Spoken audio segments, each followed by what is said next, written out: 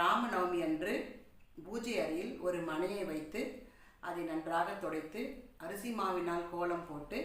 பட்டாபிஷேக ராமர் படத்தையோ அல்லது ராமன், சீதை, லக்ஷ்மணர், அனுமனோடு கூடிய அந்த படத்தையோ, அப்படி 2 படமே எங்ககிட்ட இல்லை அப்படின்னு சொல்கிறவங்க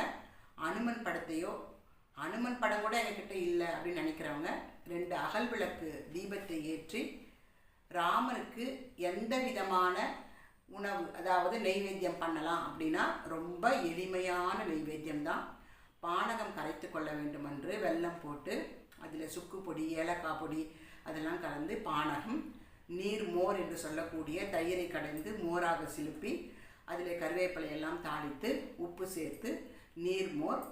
பாசிப்பயிறு என்று சொல்லக்கூடிய பயத்தம் பருப்பு என்று சொல்லுவார்கள், அந்த பருப்பை 1 மணி நேரம் குளிர்ந்த நீரில் ஊற வைத்து வடிகட்டி அதில் தாளித்தம் செய்து உப்பு சேர்த்து இவற்றை தான் ராமனுக்கு நெய்வேத்தியமாக படைக்க வேண்டும்.